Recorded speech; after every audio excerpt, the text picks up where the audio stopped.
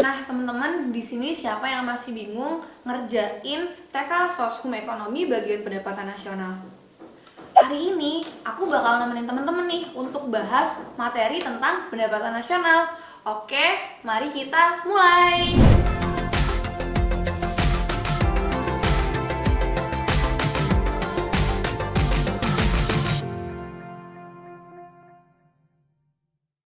Assalamualaikum warahmatullahi wabarakatuh. Hai teman-teman, wah lama banget nih nggak ketemu sama aku ya Kak Nabila. Berarti kalau hari ini nih ketemu sama aku, kita bakal bahas tentang TKA Soshum Ekonomi, tentang materi yang sering banget nih teman-teman request di kolom komentar, yaitu tentang pendapatan nasional. Nggak usah lama-lama, silahkan siapin alat tulis kalian, mari kita mulai. Pendapatan nasional dari namanya teman-teman berarti akan menghitung seluruh pendapatan secara nasional, bukan lagi menghitung pendapatan individu atau pendapatan perusahaan. Dari namanya nih nasional berarti satu Indonesia ya teman-teman, atau satu nasional. Sering banget nih muncul kata-kata agregat di tipe-tipe soal tentang pendapatan nasional. Nah, agregat kalau teman-teman nanti ketemu dengan kata itu jangan bingung. Agregat itu artinya adalah keseluruhan satu negara atau secara nasional. Biasanya makanya ada yang namanya konsumsi agregat, ada yang namanya investasi agregat, dan lain-lain. Nah, biasanya kalau agregat itu memang identik sekali teman-teman tentang pembahasan pendapatan nasional. Oke, pendapatan nasional teman-teman adalah pendapatan yang dihasilkan oleh seluruh negara atau satu negara. Nah, biasanya pendapatan nasional ini dia bisa tercermin dengan dua konsep. Nah, dua konsep ini juga sering banget teman-teman muncul di tipe-tipe soal UTBK.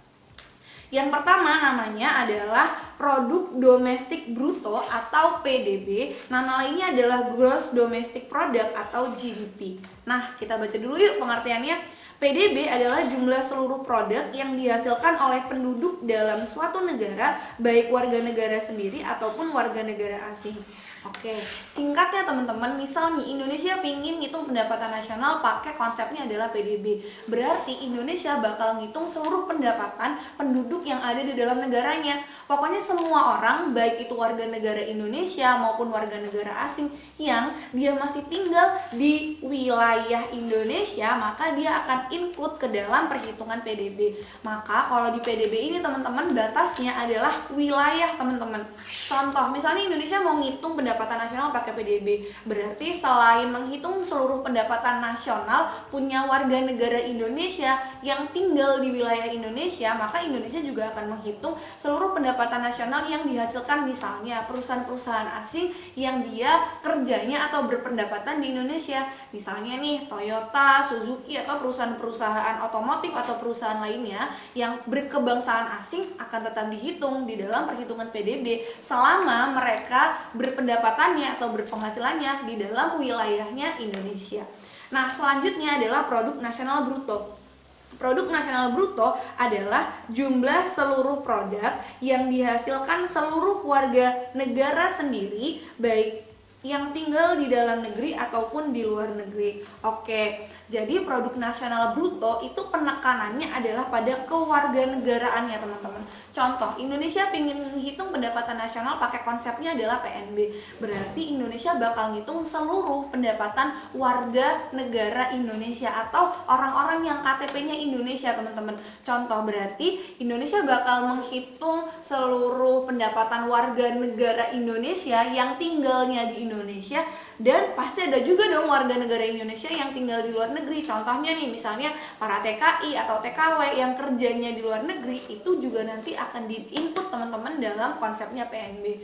Kenapa ya diinput? Karena TKI dan TKW kan juga warga negara Indonesia. Maka selama orang-orang tersebut itu berkewarganegaraan Indonesia, dia akan masuk ke dalam perhitungan produk nasional bruto. Oke, gimana teman-teman? Udah bisa nih ngebedain antara PDB dan PNB? Kalau PDB batasnya adalah wilayah dan PNB batasnya adalah kewarganegaraan. Oke, kalau gitu biar teman-teman nih tambah paham, langsung aja kita ke latihan soal. Soal nomor 1. Oke, kita baca dulu teman-teman. Produk domestik bruto adalah nilai barang dan jasa yang dihasilkan oleh, oke nih, PDB. Berarti kalau PDB apa ya tadi teman-teman? Maka kita harus fokus kepada wilayah. Oke, mari kita baca. Yang A, penduduk negara asing di suatu negara. Oke, ini kayaknya kurang lengkap ya teman-teman. Kan PDB itu warga negara asing dan warga negara sendiri di dalam negara tersebut. Berarti yang A salah, penduduk suatu negara di negaranya sendiri. Wah, ini juga kurang lengkap nih teman-teman. Kita lihat yang C, penduduk negara sendiri dengan penduduk negara lain di negara tersebut. Berarti WNA dan WNI yang tinggal di negara yang dihitung PDB-nya atau negara tersebut. Berarti benar atau salah ya? Ya, bener banget teman-teman. Jawabannya yang C. Oke, mungkin para Alpha Is lovers nih mungkin udah tahu ya kalau nomor 1 di privat Alpha Is jawabannya selalu yang C, karena C itu cinta. Oke, lanjut ke soal nomor 2. Oke, soal nomor 2. Kegiatan yang tidak dimasukkan dalam PDB Indonesia. Tidak dimasukkan ke dalam PDB Indonesia berarti dia tidak boleh menghitung sesuatu yang di luar wilayah Indonesia. Ingat, PDB titik tekannya adalah wilayah. Berarti kalau tidak di wilayah Indonesia berarti dia tidak akan masuk ya teman-teman dalam PDB-nya Indonesia. Kita lihat pendapatan Tom Anderson sebagai guru berkebangsaan Inggris di sebuah sekolah internasional di Surabaya, teman-teman. Surabaya di Indonesia kan, berarti dia masuk tidak ke dalam PDB? Masuk. Oke, berarti ini salah ya, karena kita cari yang tidak atau yang bukan teman-teman. Yang B, pendapatan Maryatin yang bekerja sebagai tenaga kerja Indonesia di Hong Kong. Hong Kong bukan Indonesia ya teman-teman, berarti apakah include atau masuk ke dalam PDB? Ya, bener banget, nggak masuk. Makanya nomor 2 jawabannya yang B. Oke, lanjut ke soal nomor 3. Soal nomor 3, produksi yang dihasilkan oleh warga negara Indonesia yang bekerja di Jepang akan dicatat sebagai apa ya? Oke, ini juga masih konsep GDP dan GNP ya teman-teman, atau kalau bahasa Indonesianya PDB dan PNB. Oke, kita lihat. Yang A, GNP Jepang dan GDP Indonesia. Jelas-jelas di sini yang bekerja adalah warga negara Indonesia. Dia tidak mungkin masuk ke dalam GNP Jepang ya teman-teman. Maka yang A salah. Ingat, GNP itu kan kewarganegaraan. Warga negaranya Indonesia tidak mungkin masuk ke dalam GNP atau Gross National Productnya Jepang. Selanjutnya GNP-nya Indonesia. Ya bener ya teman-teman, kita keep dulu nih. Bener, oke. GNP Jepang dan Indonesia tidak mungkin satu orang individu itu dia pendapatannya akan include ke dalam 2 GNP. Berarti intinya dia punya 2 kewarganegaraan dong teman-teman. Sedangkan di sini dikatakan bahwa ingat GNP-nya negara Indonesia atau warga negaranya adalah warga negara Indonesia. Maka tidak mungkin menjadi GNP Jepang. Berarti yang ini juga salah. GDP Indonesia benar atau salah ya? Dia kerjanya di Jepang teman-teman. Berarti apa? Tidak mungkin dong masuk ke dalam domestic produknya Indonesia. Maka ini juga salah. Kita lihat yang E, GDP Jepang. Oke ya, karena dia kerjanya berada di wilayah Jepang. Dan GNP Indonesia karena warga negara Indonesia. Ya, jawabannya yang E. Lanjut ke soal nomor 4. Soal nomor 4, nilai PDB real suatu negara berbeda dengan PDB nominalnya karena faktor. Oke teman-teman, nah PDB itu dibagi jadi 2 teman-teman. Ada yang namanya PDB real dan ada yang namanya PDB nominal. Oke, perbedaannya apa sih Mbak? Perbedaannya adalah kalau PDB real itu adalah PDB tanpa inflasi, berarti akan menghitung seluruh produk domestik brutonya, itu nggak pakai input inflasi teman-teman. Sedangkan kalau PDB nominal ini dengan inflasi. Wah, ini udah jelas banget nih. Berarti bedanya PDB real sama PDB nominal itu apa ya? Oke, bener banget. Perbedaannya adalah karena faktor inflasi. Jawabannya yang B. Oke, lanjut teman-teman. Sekarang kita akan bahas materi tentang metode perhitungan pendapatan nasional. Nah, materi ini juga termasuk materi yang favorit ya teman-teman untuk muncul di tema-tema soal UTBK ekonomi tentang pendapatan nasional. Nah, untuk menghitung pendapatan nasional teman-teman ada 3 pendekatan. Yang pertama adalah pendekatan produksi, yang kedua adalah pendekatan pendapatan, dan yang ketiga adalah pendekatan pengeluaran. Nggak usah lama-lama, mari kita bahas satu-satu pendekatannya. Yang pertama adalah pendekatan produksi. Nah, pendekatan produksi itu adalah menghitung pendapatan nasional. Gimana caranya? Dengan menghitung nilai tambah seluruh barang dan jasa. Nah, di sini dia punya rumus. Rumusnya adalah NT atau nilai tambah, mencari nilai tambahnya. Karena kan tadi dihitungnya menggunakan nilai tambah ya, teman-teman. Caranya adalah nilai output NO dikurangi nilai input atau NI gitu. Jadi NT sama dengan NO min NI. Selanjutnya ke pendekatan pendapatan. Pendekatan pendapatan itu menghitung pendapatan nasional dengan menjumlahkan seluruh pendapatan konsumen atau pendapatan konsumsi rumah tangga yang ada dalam suatu negara. Karena namanya udah pendekatan pendapatan ya teman-teman, berarti ngejumlahin seluruh pendapatan. Nah, di sini pendapatan nasional rumusnya adalah WRIP atau WACC, Rent, Interest, Profit, di mana WACC itu adalah upah, rent itu adalah sewa, interest adalah bunga modal, dan profit adalah laba. Mungkin teman-teman yang masih ingat kalau misalnya pas kita bahas tentang konsumen produsen, maka WACC, Rent, Interest, Profit itu adalah balas jasa faktor produksi. Jadi intinya pendekatan pendapatan ini adalah ngejumlahin seluruh balas jasa yang diterima konsumen, karena konsumen udah memberikan sumber daya alam, sumber daya manusia, sudah memberikan bunga modal, dan sudah memberikan kewirausahaan, dibayar pakai upah, sewa, bunga modal, dan laba. Penjumlahannya itu masuk ke dalam pendekatan pendapatan. Selanjutnya adalah pendekatan pengeluaran. Pendekatan pengeluaran kayak namanya, berarti dia menghitung seluruh pengeluaran pelaku kegiatan ekonomi di suatu negara. Rumusnya adalah C plus I plus G X min M, di mana C adalah konsumsi agregat, investasi agregat diwakilkan oleh I, G adalah pengeluaran pemerintah atau government expenditure, pengeluaran pemerintah, belanja pemerintah atau belanja negara, pengeluaran negara. Sama ya teman-teman, nanti kalau di soal jangan bingung.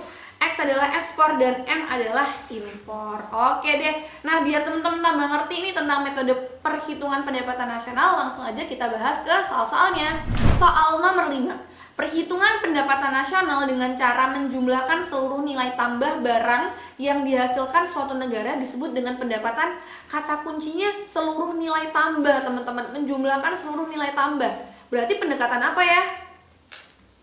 Ya, bener banget, pendekatan produksi. Jawabannya yang C. Soal nomor 6. Oke, ini kayaknya soal-soal hitungan nih teman-teman. Kalau dari option A, B, C, D-nya soalnya angka ya. Oke, kita baca dulu soalnya. Pada tahun 2017, kondisi perekonomian ditandai oleh PDB sebesar 20 juta, investasi 4 juta, belanja daerah 3 juta, ekspornya adalah 1 juta, impornya 300.000. Dari data-data tersebut, maka besarnya konsumsi adalah, oke, berarti first thing firstnya teman-teman harus data dulu nih. Kira-kira apa aja sih yang keluar di soal? Kita lihat yang pertama ada PDB sebesar 20 juta. Oke, aku tulis 20.000 aja ya. Investasi berarti I besar, lambangnya adalah 4.000 berarti. Belanja daerah sama kayak belanja pemerintah ya teman-teman, maka dia adalah G atau pengeluaran adalah 3.000. Oke, ekspornya sama dengan 1.000 dan impornya sama dengan 300. Yang ditanya adalah besar konsumsi, maka yang ditanya adalah C-nya berapa teman-teman. Nah, kalau dari soalnya nih, dari yang diketahui ini pasti kita pakai pendekatan apa ya? Iya, bener banget, kita akan pakai pendekatan pengeluaran. Nah, berarti kita tulis dulu rumusnya adalah PDB. Oke, jadi kenapa ya di sini sama dengan PDB? Ingat ya bahwa pendapatan nasional itu bisa tercermin dengan PDB atau PNB gitu. Berarti PDB di sini adalah pendapatan nasional ya teman-teman.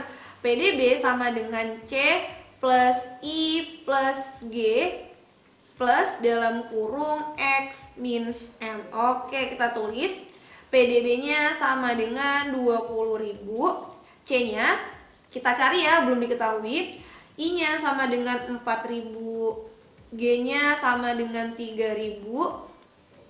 Oke, X min M nih berarti 1.000 dikurangi 300, langsung aja berapa ya? Sama dengan 700, maka 20.000 C plus 4 tambah 3 tambah 0,7 berarti 7.700 ya teman-teman.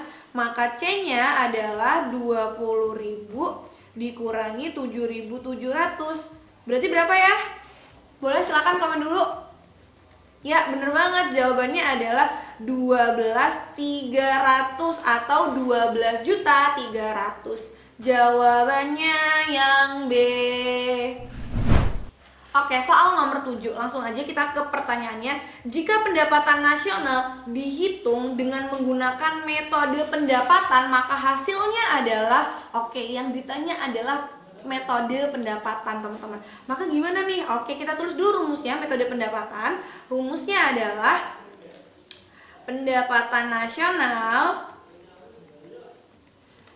W plus R plus I plus P. Upah ditambah sewa ditambah bunga modal ditambah laba. Kita lihat yuk mana aja ya kira-kira di data ini yang bakal kita pakai untuk ngerjain soal.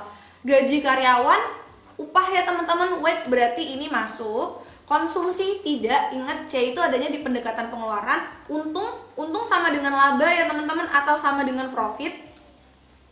Oke, berarti dia masuk ya.